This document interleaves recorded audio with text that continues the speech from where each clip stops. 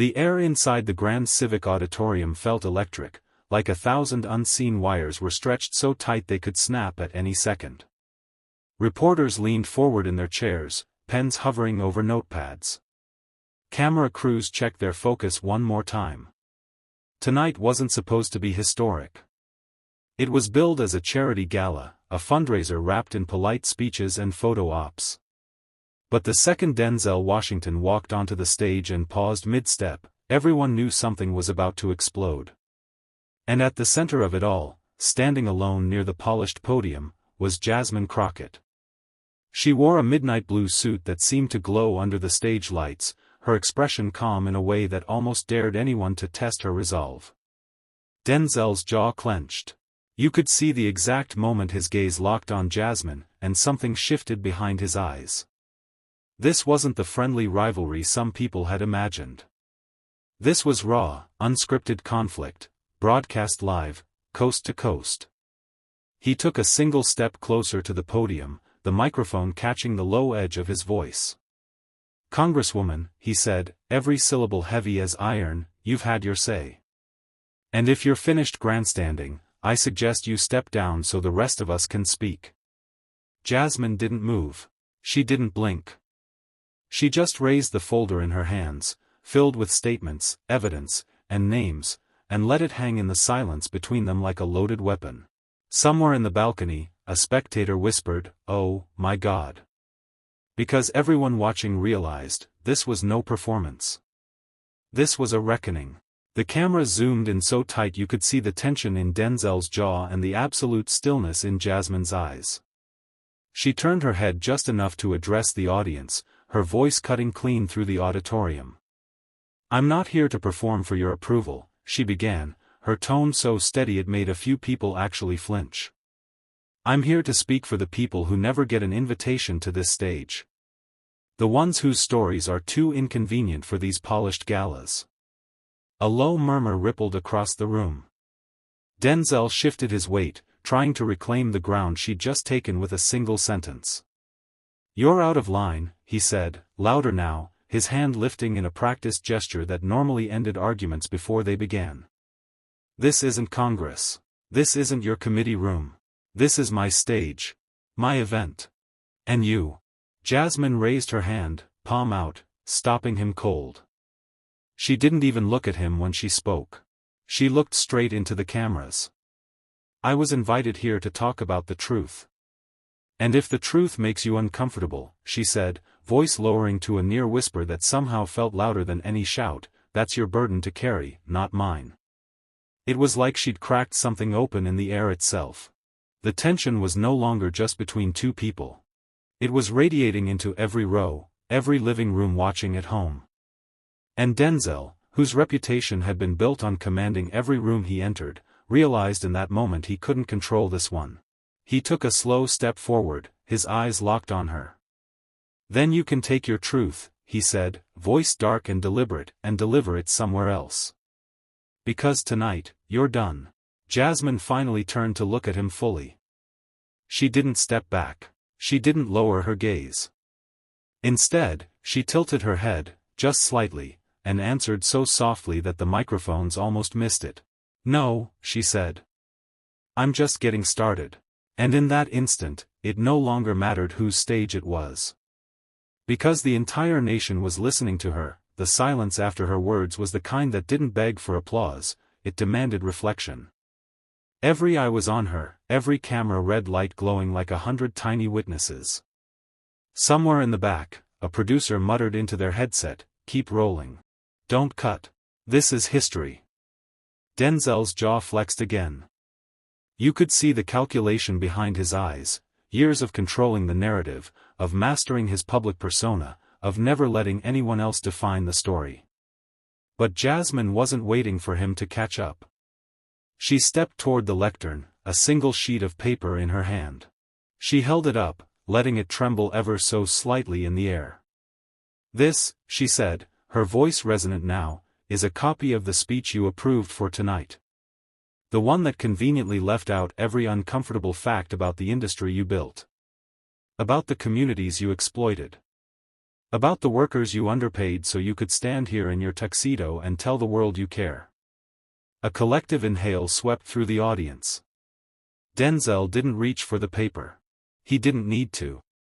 He knew exactly what it said, and for the first time, he looked like he regretted ever inviting her. "You think you can hijack this evening?" he asked, his voice low and ragged. "You think you can come into my house and embarrass me?" Jasmine's reply came instantly. "I don't have to embarrass you," she said, steady as stone. "Your own record does that just fine." You could see a ripple of something, pride, awe, maybe fear, moving through the rows of celebrities, donors, and network executives. Someone near the front whispered, "She's not going to stop." And she didn't. She laid the paper down on the lectern with a quiet finality. "For years," she said, scanning the crowd, "I've watched powerful men treat truth as something they could edit, reframe, spin into a safe bedtime story. But this isn't your bedtime, and it's sure as hell not mine." Her hand closed around the microphone. "This," she declared, "is what it sounds like when the people you've ignored get their turn to speak." Even the cameras didn't dare look away. There was no elegant way to recover from a moment like that, and Denzel knew it. You could see it in the way he looked down at his polished shoes, in the way he braced his hands against the lectern as if it were the only thing keeping him upright. The crowd sat suspended between fascination and dread, like they were watching something forbidden but couldn't turn away. A stage manager off to the left was mouthing, "Cut her mic," but nobody moved. Nobody wanted to be the one to try. Jasmine took a slow breath. Her heart was thudding against her ribs, but her voice didn't betray it. She knew she couldn't afford to blink first. "You asked me here," she said, each syllable precise. "You thought I'd read the lines you wrote. That I'd stand here and say thank you for crumbs. That I'd pretend the status quo you profit from was something noble." She turned, her gaze sweeping the hall. "Look around you," she continued. "This room is full of people who call themselves allies.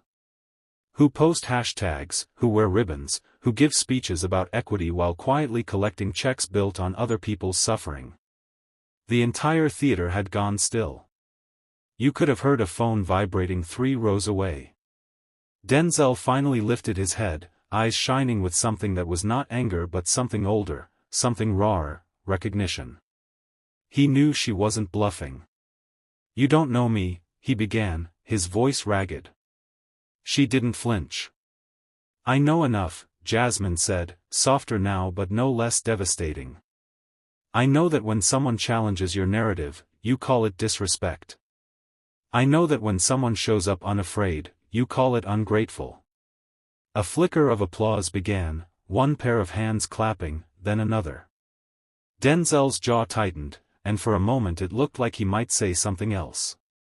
But no words came. She set the microphone down, not dropped, not thrown, just placed it with the quiet assurance of someone who knew she'd said what needed to be said. The applause grew louder. A producer finally whispered, "Fade to black," but the cameras held on Jasmine's face just a second longer. She didn't smile. She didn't bow.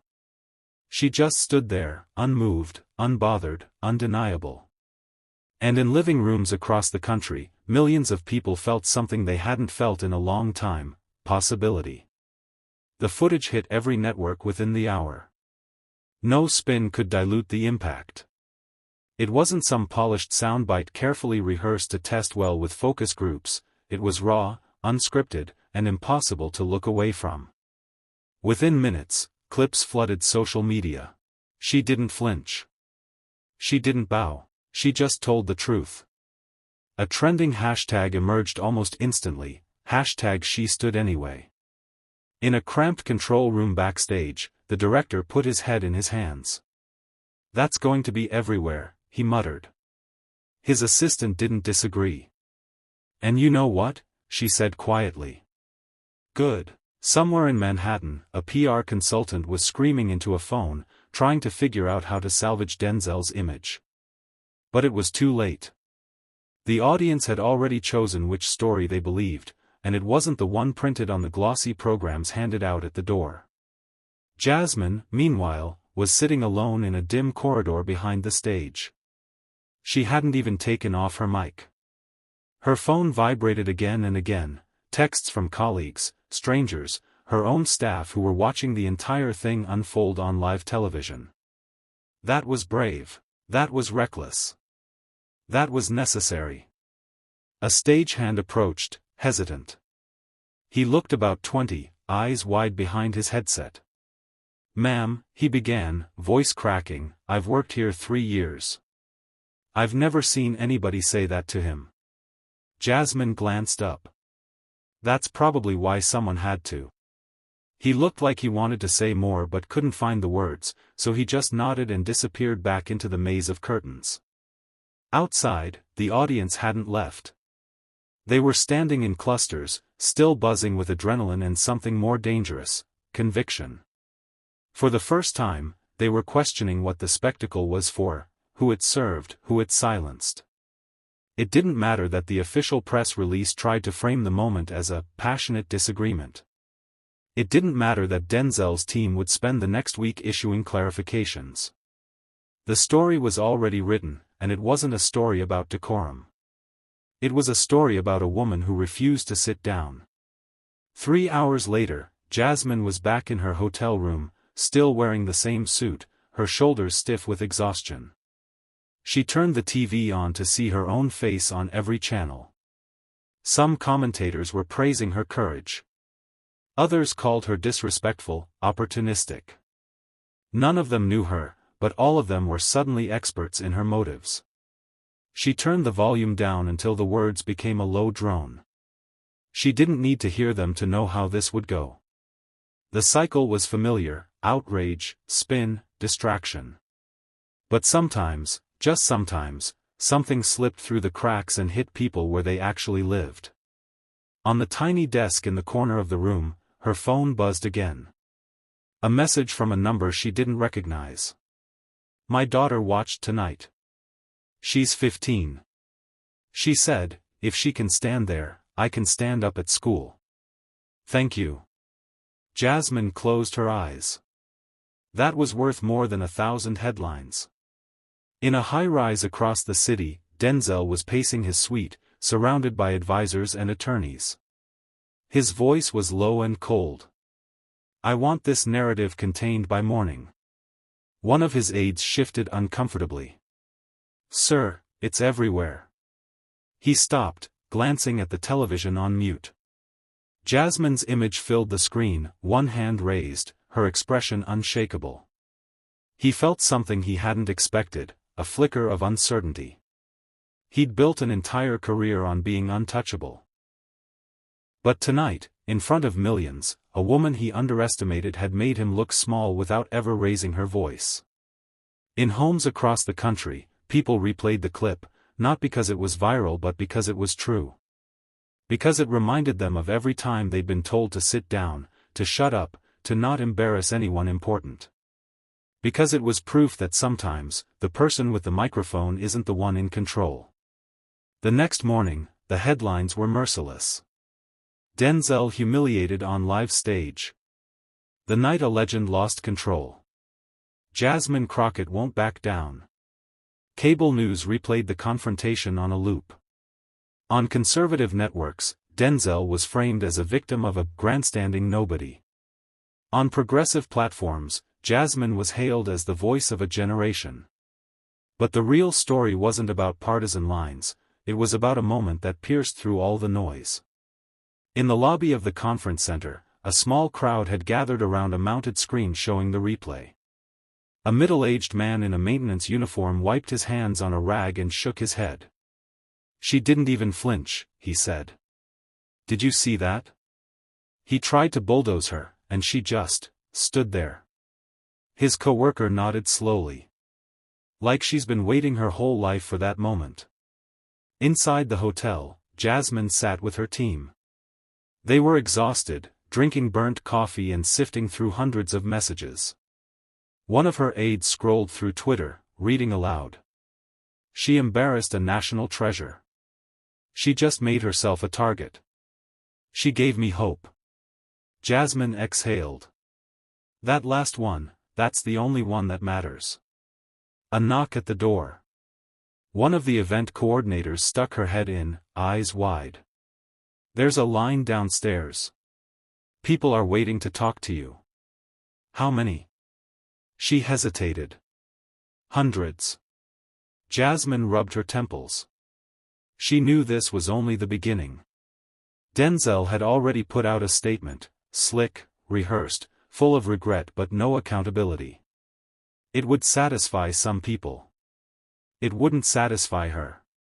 When she finally walked downstairs, the lobby fell into a hush. Dozens of people, young, old, black, white, exhausted from night shifts, turned to watch her. A woman holding a toddler stepped forward first. "I just came to say," she began, her voice cracking, "thank you for not letting him make you small." Jasmine nodded. No big speech. No slogans. Just a quiet acknowledgement that some fights are worth every bruise they leave behind. Outside, a drizzle had begun, dotting the sidewalks with dark patches. But nobody left. They waited under umbrellas, under awnings, pressed shoulder to shoulder. For hours, they'd watched the clip on their phones, unable to look away from the moment Denzel, the icon, had lost his composure, and Jasmine hadn't. Someone asked if she was going to apologize. Jasmine didn't answer right away. Instead, she took out her phone and pulled up a picture, her mother in an apron, cleaning offices late into the night, a woman who had taught her that deference was not the same thing as respect. When she finally lifted her gaze to the crowd, her voice carried through the rain, soft but unshakable. "Every time I stand on a stage, I'm standing there with every person who's ever been told they don't belong. That they're too loud. Too black. Too female. Too something. I'm not going to apologize for refusing to disappear." Reporters scribbled as fast as they could, catching every word. Some of them were already shaping the narrative, Jasmine's defiance. Denzel's unraveling. But to the people standing there soaked and shivering, it wasn't about headlines. It was about finally seeing someone refuse to be made small, even in front of the most powerful names in the room. From a corner near the entrance, an elderly man in a veteran's cap lifted his voice over the hushed murmurs. "You didn't just stand up for yourself. You stood up for all of us." Jasmine closed her eyes. When she opened them again, she wasn't tired anymore. She was something sharper. More certain. Inside the green room, Denzel watched the broadcast in silence.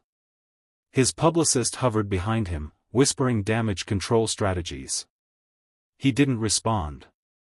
His face was pale, blank. Because for the first time in decades, he had met someone he couldn't charm, couldn't bulldoze, couldn't discredit. And it scared him more than he would ever admit. At the foot of the stairs, Jasmine turned to the cameras one last time. "You can try to erase people like me," she said, voice steady. "But you'll never erase the truth. And the truth is, no amount of fame or power can cover up what happens when you try to silence the wrong woman." And with that, she turned and walked out into the rain, her team falling into step behind her. Not one of them said a word. They didn't have to. America was already talking. That night, the clip dominated every screen. Cable news panels lit up with debate.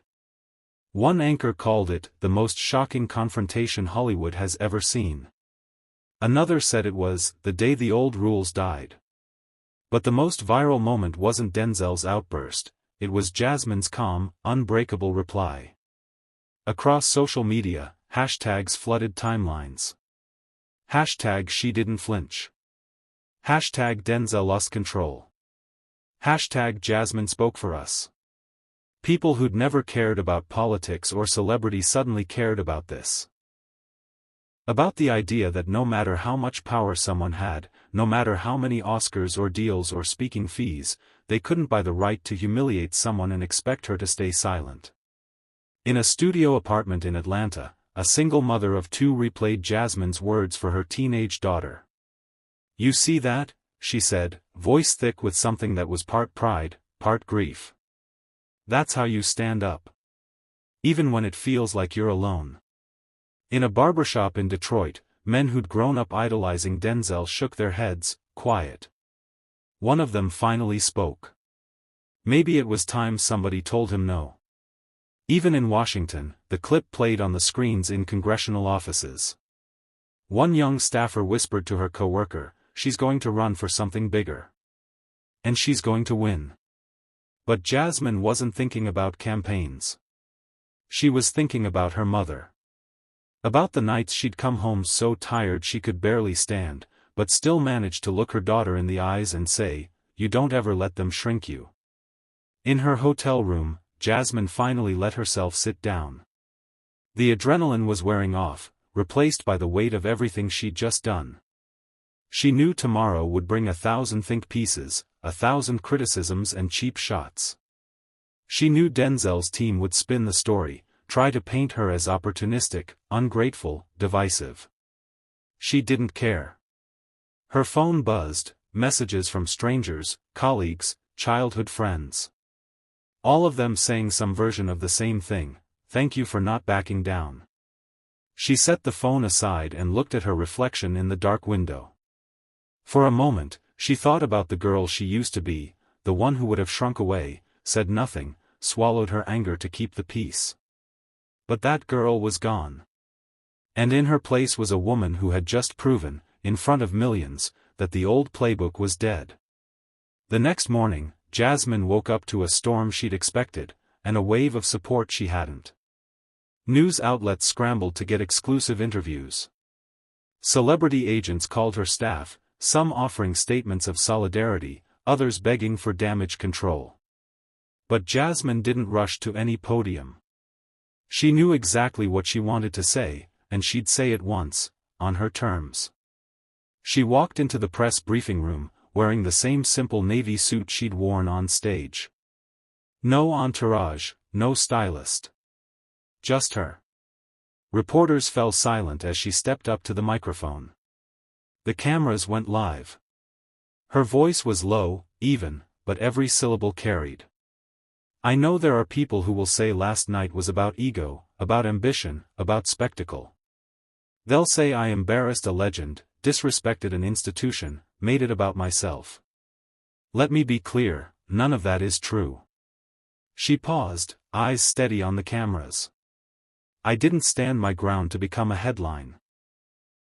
I stood my ground because too many people in this country are taught that if someone powerful tries to humiliate you, the best thing you can do is smile and stay small." Reporters scribbled furiously. Some of them had covered her in Congress, but even they had never seen her like this, utterly fearless, almost serene. And let me say this, I don't care if it's a movie star, a billionaire, or a senator. No one gets to decide you don't belong. Her voice dropped to a whisper that somehow felt louder than any shout. Last night wasn't about me alone. It was about every person who has ever been told to get off the stage. To sit down. To know their place. She let the silence settle, one beat, two, and then, just before she turned to leave. "Well, this is my place. And I'm not leaving." The room erupted. Not applause, reporters don't clap. But something heavier. A collective exhale.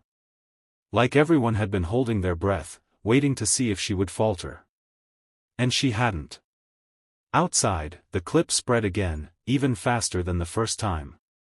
People called it a masterclass in dignity. A declaration that the era of quiet deference was over. Denzel issued a statement later that afternoon, "I let my frustration get the better of me. I regret how I spoke, and I respect Representative Crockett's poise.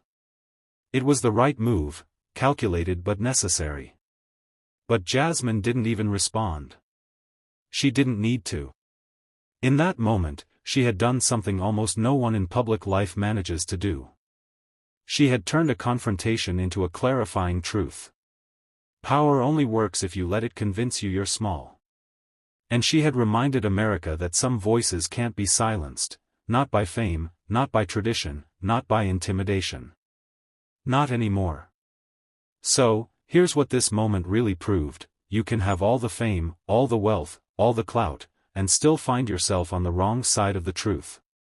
Jasmine Crockett didn't just defend herself. She defended the right of every person watching to take up space without apology. This wasn't just a confrontation. It was a reminder that the era of silent acceptance is over. Because dignity isn't granted by celebrities or institutions. It's owned. And when someone tries to take it away, you don't have to shout. You don't have to run. Sometimes, you just have to stand there and say, "I'm not leaving." If this story moved you, share it with someone who needs to remember their voice matters. Because that's how change starts, one person refusing to be erased.